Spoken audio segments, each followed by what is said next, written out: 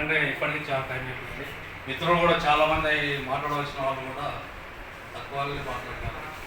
ముందుగా నేను ఒక విప్లవ సంస్థ అంటే నక్సలైట్ ఆర్గనైజేషన్ నుంచి వచ్చినటువంటి వ్యక్తులు. ముందుగా భూమి భక్తి పీఠ ప్రజాముక్తి ధ్యేయంగా ఏది ఆశించకుండా కేవలం బడుగుల కోసం ఆత్మ బలిదానాలు one of the better society establishment కోసం చనిపోయిన వ్యక్తులు ఎవరైనా ఉంటే వాళ్ళు వీటితో కులాల నుంచి వచ్చినటువంటి వాళ్ళు నక్సల్బర్ ఉద్యమంలో అసలు పాసినటువంటి వాళ్ళు నిజాయితీగా ఒప్పుకోవాల్సింది.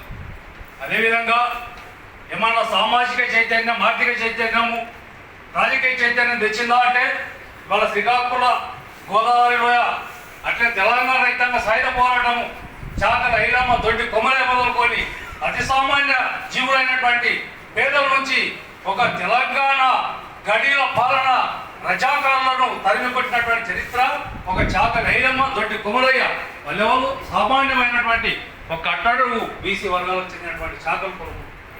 అంటే నేను ఇక్కడికి ఎందుకు ఈ ఉదాహరిస్తున్నా అంటానంటే ఈ ఎన్డీఎస్ఎఫ్ ఎవరిది కాదు, మీరే.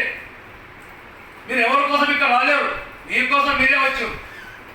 ఎందుకు వచ్చారు అంటే అక్కడ ఎవరైతే ఢిల్లీ నుంచి గల్లీ దాకా ఉన్నారో అసలు మీరు మనుషులే కాదంటున్నాడు. విచిత్రం ఏంటంటే అసలు మిమ్మల్ని మనిషిగా గుర్తించట్లేదు. మనం రాసుకున్నాం ఇండియన్ కాన్స్టిట్యూషన్ ఇస్తే మన భారత రాజ్యాంగంలో డాక్టర్ బిఆర్ అంబేద్కర్ పుణ్యాన అందరికీ విద్య, వైద్యం, ఉపాధి, గూడు వైద్యం అందించాలని 70 ఏళ్ళు అవుతుంది. ఎక్కడుంది ఉపాధి, ఎక్కడుంది విద్య, ఎక్కడుంది ఆరోగ్యం?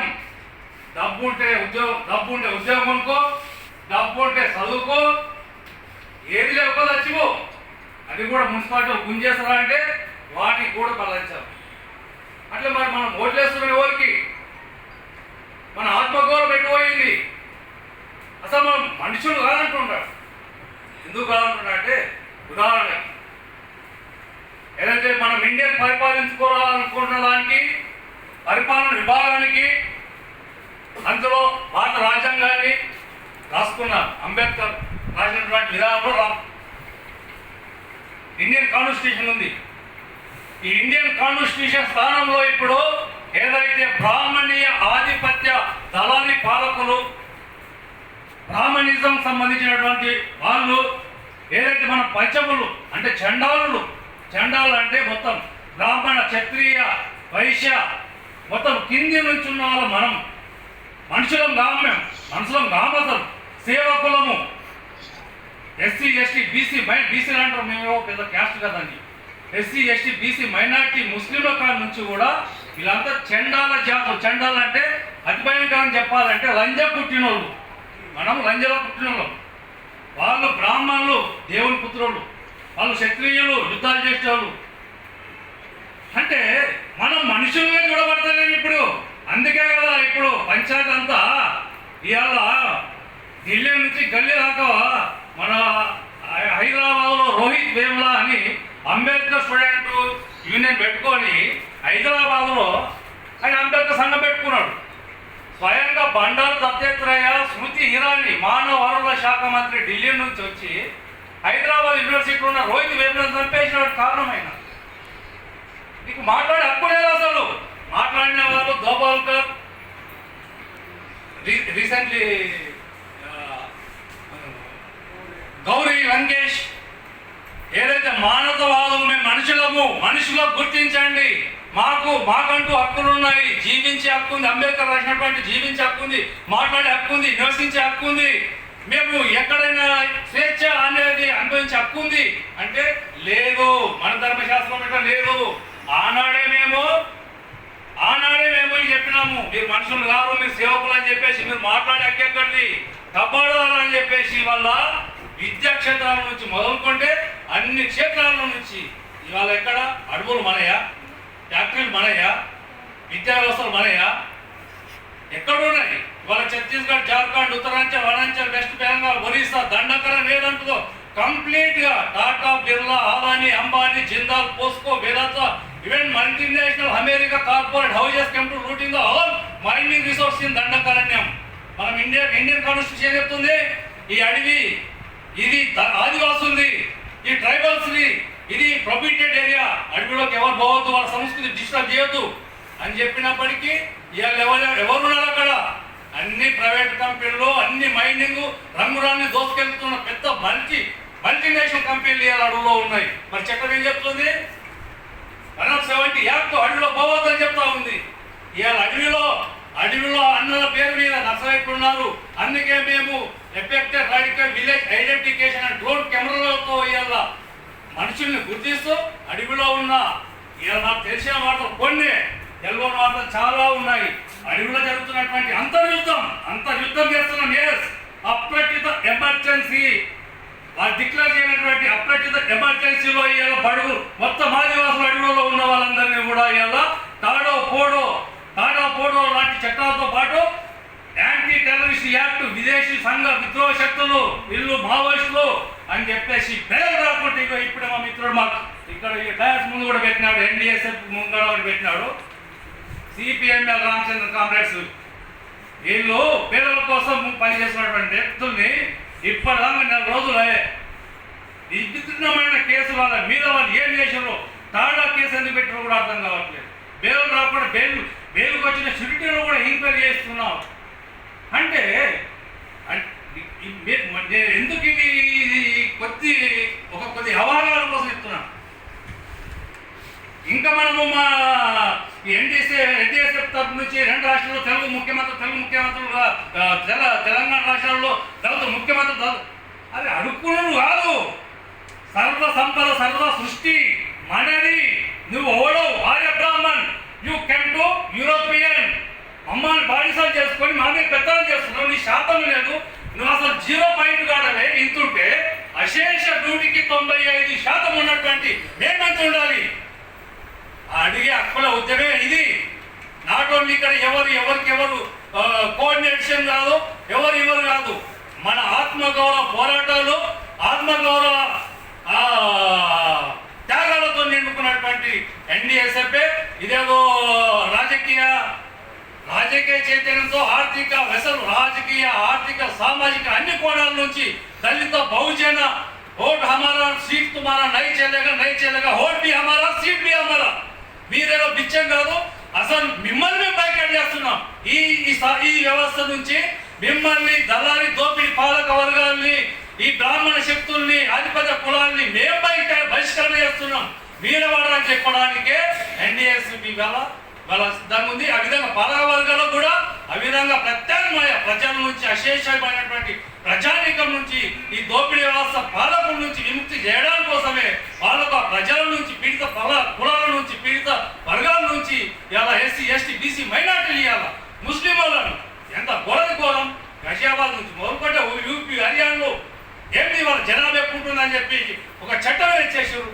ఇలా ఎన్ఆర్సీ భారతీయుడా కాదని చెప్పేసి ఇలా వాళ్ళను భారతీయ ఐడెంటిఫికేషన్. మీరు విదేశం నుంచి వచ్చినటువంటి ఆర్యజాతి సంతతుల్ని మా దేశానికి వచ్చేసి మా మీద పెత్తనం చేస్తున్న వాళ్ళని మేము బైకాట్ చేస్తున్నామని చెప్పేసి ఇవాళ డయాస్ నుంచి ఎన్డీఎస్ఎఫ్ పిలిపిస్తూ ఉంది. అదేవిధంగా ఇవాళ కట్టుబొట్టు కాడి నుంచి అసలు వాళ్ళ కాన్సెప్ట్ ఉంది, ఒక లాంగ్ కాన్సెప్ట్ ఉంది. అఖండ హిందూ దేశం ఇది, హిందూ సాంప్రదాయం ఉండాలి, నో క్రిస్టియన్, నో ముస్లిం, నో సెంటిమెంట్స్ ఉండాలంటే భారతీయులు ఉండు. ఆ బాల్ ఠాకరే చెప్పిన 95లో మేము అక్కడ ముంబైలో ప్రచారంకి వెళ్ళినప్పుడు గోదావరిలో కూడా ఏ मुस्लिम वालों सोच लो ये अखंड हिंदुस्तान है, हिंदुस्तान में रहने का है तो ऐसा रहना, नहीं तो पाकिस्तान, नहीं तो कब्रस्तान అని చెప్పిండు. ఉంటే ఇలా ఉండు లేదా బొందలగడ్డ అని చెప్పి అంటే రెండవ శ్రేణి పౌరులు ఎవరు గుర్తిస్తలేడు నిన్ను, అసలు పౌరులను గుర్తిస్తలేడు. ఉంటే అణిగి మనకు ఉండాలి, ఆ విధంగా ఉంటేనే ఉండు, లేకుంటే జావు అన్నంత వరకు ఆట మీద ఇస్తా ఉన్నారు. ఇవాళ కాషాయీకరణ అఖండ హిందుస్థాన్ ఇది ఎట్లా అక్కడ రామరాజ్యంలో వాళ్ళకి అణిగి మనకు ఉండాలి. ఆ విధంగా ఉన్నటువంటి ఎలా బీప్ ఫెస్టివల్ ఉస్మాన్ యూనివర్సిటీలో మేము పెట్టినాం. బీప్ ఫెస్టివల్ నేను తింటాం, ఇది దాన్ని సాకేది మేము గొడ్డును, ఆ గొడ్డు తరదాల నుంచి దాన్ని సాకేది మేము. ఇలా గోమాతను దాన్ని పెట్టి దానికి చట్టం చేసినాడు.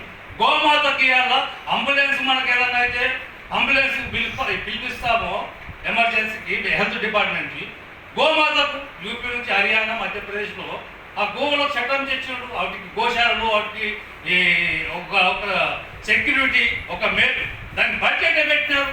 అంటే ఒక పశువుకి ఇచ్చినటువంటి ఈ విలువలు కూడా మనుషులకు లేవంటే మనం మనుషులమేనా? మనం ఆత్మ పరిశీలన చేసుకోవాలని, ఇది ఆత్మ పరిశీలన, ఆత్మగా పోరాటము. ఇలా తలబాటు నిలబడడం కోసమే ఇలా మేము వాళ్ళను ఎవరైతే దళారి బ్రాహ్మణ పాలకులు ఆధిపత్య కులాల్లో మేము బహిష్కరణ చేస్తున్నాం. ఇది మా ఆత్మగౌరవము, ఈ వ్యవస్థ మాది, ఈ సృష్టి మాది, సంపద మాది, ఇవన్నిటికీ మేమే అధిపతులం అని చెప్పడానికే ఇలా ఎన్డీఎస్ఎఫ్కు ఇలా ఒక విప్లవ సంస్థలుగా కాదు, మాతో పాటు సిపిఎం ప్రతిఘటన, సిపిఎం రామచంద్రతో పాటు మిగతా విప్లవ సంస్థలు కూడా ఈ అశేష ఏ జెండర్ నా ఎజెండా ఉండొచ్చు, నా ఎజెండా ఎన్ని ఉండొచ్చు, మేము స్వయంగా గుంజుకున్నాం. జెండా సర్కార్ అని చెప్పి దండకాండలో మేము ప్రకటించుకున్నాం, ప్రభుత్వాన్ని నడిపిస్తున్నాం కూడా. కానీ ఇవాళ రాజ్యాంగాన్ని దిక్సూచిగా వాళ్ళు చూసుకొని బూచిగా చూపి, రాజ్యాంగాన్ని బూచిగా చూపి ఈ విధంగా మన మీద మనం శిక్షణ చేస్తున్నారు. కాబట్టి ఏదైతే మనం అనుకుంటున్నాం మన వ్యవస్థను మనం రక్షించుకుందాం, నిలబెడదాం, ఆత్మగౌరవ పోరాటం నిలబెడదాం.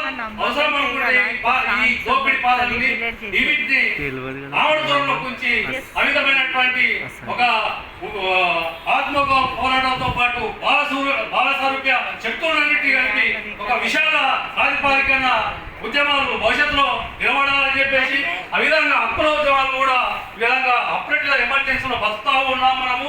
దీనికి వ్యతిరేకంగా ఒక అలాంటి బెటర్ సొసైటీ ఎస్టాబ్లిషన్ కోసం, మంచి పౌర సమాజం కోసం, ఒక విలువల కోసం, మన హక్కుల కోసం, మన హక్కులుగా మన బిడ్డ తరాలు కూడా రేపు భవిష్యత్ నాశనం చేస్తున్నటువంటి చట్టాలను అంబేద్కర్ రాసిన రాజ్యాంగాన్ని దాదాపు నాకు తెలిసేది 48 సార్లు సవరణ, వాళ్ళకి ఇష్టాన్ని సవరణ చేసుకుంటా ఉన్నారు.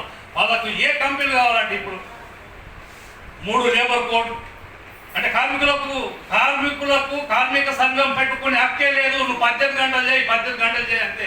8 గంటలని ఉందిగా పనులు లేదు, 18 గంటలు చేయి చట్టం వచ్చింది.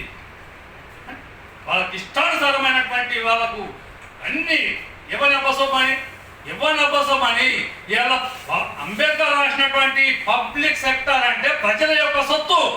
ఇలా రైల్వే కానీ ఇవాళ ఎలక్ట్రిసిటీ కానీ roads, buildings, everything all department is privatization అంటే ఎవరితో కాదు, మళ్ళా ఆదాని, అంబానీ, బిర్లా, టాటా. అంటే ఎక్కడో వస్తుంది, అంటే ఎక్కడ పోయే దోపిడీదారుల చేతిలోకి వస్తుంది. కాబట్టి ఇవన్నీ అయ్యే సొత్తు కాదు, ఇది మా సంపద, మా సృష్టి, మా ఆత్మగౌరవం, ఇది మా సమాజము, ఇది దళితిస్తాన్, ఇది మా పక్క అని చెప్పి ఉండడం కోసం ఆ విధంగా మేము ఇనిషియేటివ్ ప్లస్ ఎన్డీఎస్ఓలో భాగస్వామిగా 3 సంవత్సరాల నుంచి చేస్తా ఉన్నాము. భవిష్యత్ కార్యాచరణలో కూడా ఇది బలోపేతమైనటువంటి, ఎందుకంటే మేము చాలా హక్కుల ఉద్యమాలు కూడా చాలా రకాలుగా ఉన్నాయి. వాళ్ళు గిరిగీసుకొని ఉన్నారు హక్కుల సంఘాలు కూడా చాలా రకాలు, ఏపీసీఎల్సీ, ఓపీడీఆర్ రకరకాలు ఉన్నాయి. వాళ్ళు గిరిగీసుకున్నారు. విశాల ప్రాతిపాదికన ఎవరి కోసం ఎవరు ఇక్కడ కాదు, మన కోసం మనమే. అందుకని మన ఆత్మగౌరవ పోరాటాలు విశాల ప్రాతిపదికన ఉండాలని చెప్పేసి భవిష్యత్తులో మనం ఈ రాజ్యాంగకు ఈ దోపిడీ దళారి పాలక వ్యతిరేకంగా ఒక బలమైనటువంటి ప్రజాస్వామిక గొంతులు కావాలని చెప్పేసి ఆ తరపు నుంచి ఆశిస్తున్నాము. మనం జై భీమ్, జై శ్రీరామ్.